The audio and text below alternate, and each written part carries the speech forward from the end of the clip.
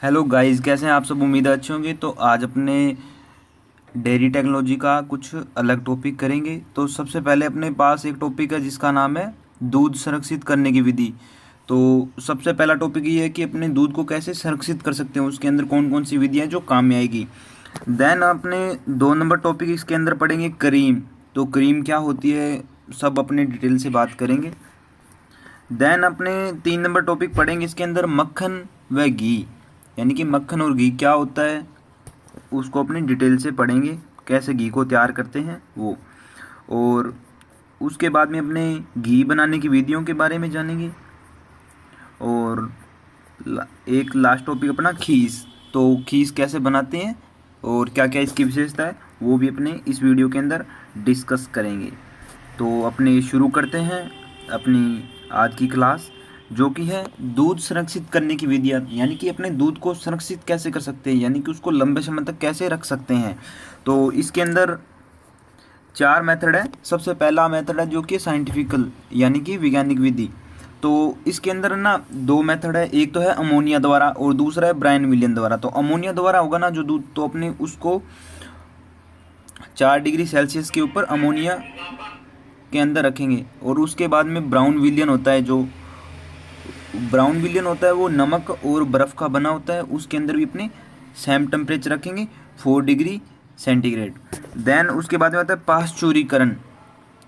तो इसके अंदर अलग अलग मेथड है, तो वो थोड़ा ध्यान रखें आप टेम्परेचर का। तो इसके अंदर अपने टेम्परेचर रखेंगे 63 और 72 या 63 या 72। तो सबसे पहले अपने करेंगे एक मेथड कम ताप अधिक समय, यानी कि कम ताप। तो ताप कितना रखेंगे अपने 63 सेंटीग्रेड फॉर 30 मिनट के लिए। और उसके बाद में अधिक तापक्रम व कम समय, तो 72 डिग्री सेल्सियस तापमान, और उसको रखेंगे अपने 15 सेकंड के लिए। देन अपने के पास आता है निर्जमीकरण। तो निर्जमीकरण होता है, उसको बोलते हैं स्टेरिलाइजेशन। तो इसके अंदर अपने 200 से 211 डिग्री फ़ारेनहाइट पर 30 मिनट तक दूध को रखेंगे। और लास्ट में आता है अल्ट्रा हाई टेम्परेचर। तो इसके अंदर 148 सेंटीग्रेड पर अपने दूध को 1 से 5 सेकंड तक रखेंगे। तो दूध सुरक्षित करने की ये 4 विधियाँ थी जिन पे अपने डिस्कस कर लिया। तो इसके अंदर सबसे इम्पोर्टेंट जो चीज़ है वो है इसका टेम्परेचर। तो टेम्परेचर याद रखें। और एक पाश्चुरीकरण है, ये इम्पोर्टेंट विधि है। देन उसके बाद में एक मैंने ऊपर जो हेडलाइन होती है उधर एक आंसर है वो लिख रखा है, जो कि आप देख सकते हैं। बकरी के दूध में दुर्गंध किसके कारण होती है। तो बकरी का जो दूध होता है उसके अंदर दुर्गंध होती है, वो कैप्रिक अम्ल के कारण आती है। याद रखें, कैप्रिक अम्ल के कारण। नेक्स्ट अपने बात करते हैं क्रीम के बारे में। तो क्रीम क्या है। तो दूध से निर्मित वह पदार्थ जिसमें वसा की मात्रा कम से कम 18% हो, तो उसको क्रीम बोलते हैं। ये 4 प्रकार की होती है। सबसे पहले होती है पतली, तो उसको कॉफ़ी बोलते हैं और टेबल भी बोलते हैं। इसके अंदर जो वसा होती है वो होती है 18 से 25%। दूसरी आती है व्हिपिंग या मध्यम, तो इसके अंदर वसा होती है 25 से 45%। उसके बाद में आती है गाढ़ी, तो इसके अंदर वसा होती है 45 से 65%। और उसके बाद में आती है प्लास्टिक, तो इसके अंदर वसा होती है 65% से अधिक। नेक्स्ट इसके अंदर मतलब कि क्रीम बनाने की कौन कौन सी विधियाँ हैं। तो इसके अंदर सबसे इंपॉर्टेंट विधि जो है अपकेंद्रीय विधि। ये सबसे इंपॉर्टेंट विधि है, नाम याद रखें आप गुरुत्वाकर्षण का। पर सबसे इंपॉर्टेंट विधि जो है अपकेंद्रीय विधि। तो ये जो अपकेंद्रीय विधि है ये लगभग जो डेयरी होती है उनके अंदर काम में ली जाती है। तो इसकी जो मशीन होती है उसका मशीन का नाम होता है क्रीम स्प्रेटर, यानी कि क्रीम को अलग करना, सेपरेट करना। और आरपीएम होती है इस पर 45 से 60, यानी कि राउंड पर मिनट होता है 45 से 60। और टेम्परेचर रखेंगे अपने 37 डिग्री सेल्सियस। और इसके अंदर 2 इंपॉर्टेंट चीज़ है बाउल। तो जो मशीन के अंदर जो बाउल लगी होती है उसको हृदय बोलते हैं। और एक क्रीम स्क्रू होता है, उसका काम ये होता है कि क्रीम को पतली करना या गाढ़ी करना। देन अपने बात करते हैं मक्खन और घी के बारे में। तो अपने 2 टॉपिक हो चुके हैं। पहला था दूध संरक्षित करने की विधियाँ, और उसके बाद में अपने किया क्रीम। तो थर्ड टॉपिक का जो अपना है मक्खन और घी, यानी कि बटर और घी। तो क्या है, तो बटर होता है ना जो उसके अंदर 80% वसा होती है और 16% से कम पानी होता है और 20% कम वसा विहीन पदार्थ होता है, उसको अपने बटर बोलते हैं। या एक चीज़ सबसे इंपॉर्टेंट है यहाँ पे याद रखनी कि 80% कम से कम 80% उसके अंदर वसा होती है। और घी, तो घी होता है उसके अंदर 99% वसा होती है, और घी के अंदर पानी भी पाया जाता है, वो होता है 0.2 से 0.5%। और संग्रहित करेंगे अपने इसको 0.5 डिग्री सेल्सियस पर अपने उसको संग्रहित कर सकते हैं। उसके बाद में अपने बात करते हैं घी के अंदर सुगंध किसके कारण आती है, तो सुगंध आती है जो होती है डाई एसिटाइल के कारण इसके अंदर सुगंध आती है घी में। और घी मेकिंग टेम्परेचर यानी कि घी कितने टेम्परेचर पर तैयार हो जाता है, तो वो होता है 110 से 120 डिग्री सेल्सियस पर। नेक्स्ट अपने बात करते हैं दूध से सर्वाधिक घी 28% बनता है। घी में उपस्थित फॉस्फोलिपिड मस्तिष्क को शक्ति प्रदान करता है, यानी कि घी के अंदर फॉस्फोलिपिड पाया जाता है जो कि मस्तिष्क को शक्ति प्रदान करता है। नेक्स्ट, घी की उपस्थिति में आंतों में विटामिन बी कॉम्प्लेक्स बन जाता है। अगर घी का सेवन अगर ज़्यादा करेंगे तो जो आंत होती है उनके अंदर विटामिन बी कॉम्प्लेक्स बन जाता है। और अब हमें बात करते हैं ऊर्जा, तो 100 ग्राम घी होगा उसके अंदर 880 किलो कैलोरी ऊर्जा मिलती है या पाई जाती है। और घी होता है जो ग्लिसरॉइड से मिलकर बना होता है, और इसके अंदर ट्राईग्लिसरॉइड पाया जाता है जो कि होता है 98%। तो अगर ऑप्शन के अंदर ये तीनों नाम दिए हुए हों और तो अपने को कौन सा करना है, ट्राईग्लिसरॉइड, यानी कि 98% पाया जाता है। ये सबसे ज़्यादा कौन सा पाया जाता है, ट्राईग्लिसरॉइड सबसे ज़्यादा पाया जाता है 98%। और उसके बाद में डाईग्लिसरॉइड होता है, ये 2% होता है, और मोनोग्लिसरॉइड होता है, ये 0.1 से 0.2% होता है। उसके बाद में 100 ग्राम घी में 1 से 10 ग्राम स्वतंत्र वसीय अम्ल पाए जाते हैं। जो 100 ग्राम घी होगा उसके अंदर 1 से 10 ग्राम स्वतंत्र वसीय अम्ल पाए जाएंगे। और 100 ग्राम घी में 0 से 80 ग्राम फॉस्फोलिपिड पाए जाते हैं। फॉस्फोलिपिड का क्या काम होता है, मस्तिष्क को ऊर्जा प्रदान करना या शक्ति प्रदान करना। घी में लगभग 500 वसीय अम्ल पाए जाते हैं, तो घी होता है उसके अंदर 500 वसीय अम्ल पाए जाते हैं। और 100 ग्राम घी के अंदर लगभग 1 से 10 ग्राम स्वतंत्र वसीय अम्ल पाए जाते हैं।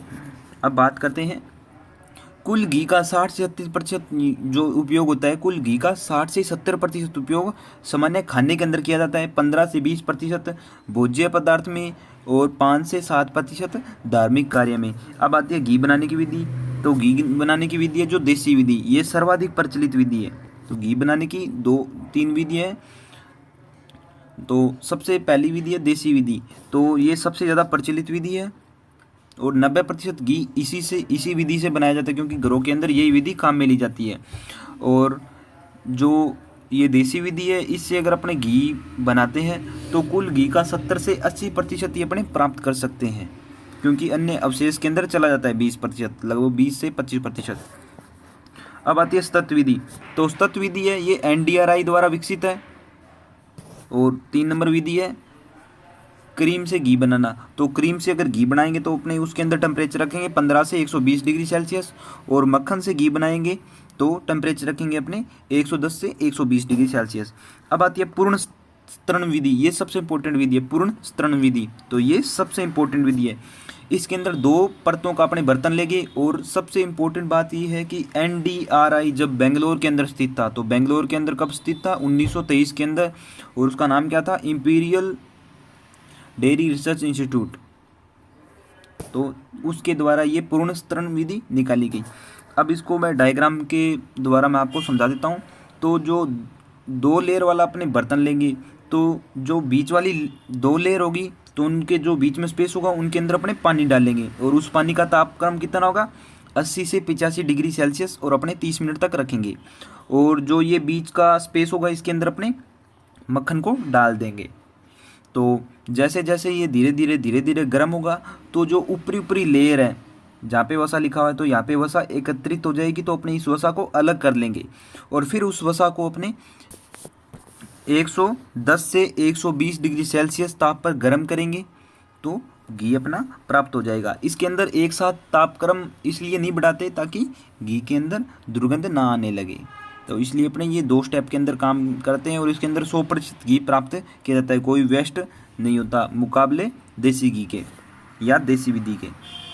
नेक्स्ट, घी का कृष्णन मान होता है जो होता है 20 से 25, रिचर्ड माइसल मान होता है वो होता है 26 से 28, और घी का पोलेस्की मान होता है वो होता है गाय के घी का 1.5 से 2.5 और भैंस के घी का होता है 1.5 से 7.5। घी का साबुनीकरण मान होता है वो होता है 200। घी का साबुनीकरण मान तो गाय के घी का होता है 222 से 226। ये जो पिछला एग्ज़ाम था एग्रीकल्चर सुपरवाइजर का उसके अंदर पूछा गया था। और भैंस होता है उसके घी का होता है साबुनीकरण मान 226 से 234। और घी का औलिक मान होता है 1.5% से कम। अब अपनी बात करते हैं खीस के बारे में। खीस तो आप सभी जानते हैं, तो अपने सीधा इस पे विशेषता भी जाते हैं। तो खीस का स्वाद होता है वो तीखा होता है। नवजात बच्चा होगा उसको उसके शरीर बाहर के 1/10 भाग खीस खिलानी चाहिए, ठीक है। और खीस का पीला रंग कैरोटीन के कारण होता है। खीस का लाल रंग होगा, अगर खीस का लाल रंग है तो वो किसके कारण होगा? दुग्ध अंशों के फटने के कारण खीस का लाल रंग होगा। और बछड़ों में खीस रोग प्रतिरोधक क्षमता को बढ़ाती है। खीस के अंदर विटामिन ए सबसे ज़्यादा पाया जाता है। खीस आरेचक के रूप में कार्य करती है। आरेचक का मतलब ये है कि हल्के हल्के पेचिश हो जाना, पशु को हल्की हल्की पेचिश हो जाना। नवजात द्वारा निष्कासित जो प्रथम मल होगा उसको अपने क्या बोलेंगे? मिकोनियम। क्या बोलते हैं? मिकोनियम। मिकोनियम किसको बोलते हैं? नवजात के द्वारा निष्कासित प्रथम मल को मिकोनियम बोलते हैं। उसके बाद में अब अपने बात करते हैं खीस के अंदर अम्लता कितनी पाई जाती है? 0.2 से 0.6%। हिमांक बिंदु होता है खीस का 0.60 डिग्री सेल्सियस। और आपेक्षिक घनत्व होता है खीस का 1.04 से 1.08%। अब बात करते हैं अपने खीस नवजात को जन्म के 2 घंटे के अंदर पिला देनी चाहिए, क्योंकि उसका आमाशय है जो वीक होता है, इसलिए वो जो हेवी फूड होता है उसको डाइजेस्ट नहीं कर पाता, इसलिए अपने को खीस पिला देनी चाहिए 2 घंटे के अंदर अंदर। नेक्स्ट अब बात आती है कि कितने दिन तक खीस पिलानी चाहिए। तो दिन में 2 बार, ठीक है। और दिन में 2 बार अपने को खीस पिलानी है, ठीक है। और जो 2 बार पिलानी है उसको अपने वजन के हिसाब से रखेंगे कि 2 से 3 किलो होनी चाहिए। 2 बार पिलानी है तो 2 से 3 किलो होनी चाहिए। और 4 से 5 दिन तक अपने उसको पिलाएंगे। अब बछड़ों के परिवर्तनक राशन, तो बछड़ों का एक परिवर्तनक राशन होता है, उसके अंदर क्या क्या चीज़ें आती है? तो 20% पाच्य प्रोटीन आता है, 70% पोषक तत्व आते हैं। और खीस दूध की तुलना में 9% कैरोटीन अधिक होती है, 9 गुना। और 8 गुना विटामिन ए और 17 गुना आयरन। और गाय के दूध की जो खीस होती है उसके अंदर वसा होती है 16 से 17। और भैंस के खीस में वसा की मात्रा होती है 21%। तो आज अपना इतने टॉपिक करेंगे और कल अपने दही का टॉपिक करेंगे। आपको क्लास अच्छी लगी है तो उसको लाइक करें, शेयर करें, कमेंट सेक्शन के अंदर ज़रूर बताएं। धन्यवाद। मिलते हैं नेक्स्ट क्लास के अंदर। नेक्स्ट क्लास के अंदर अपने दही पे डिस्कस करेंगे।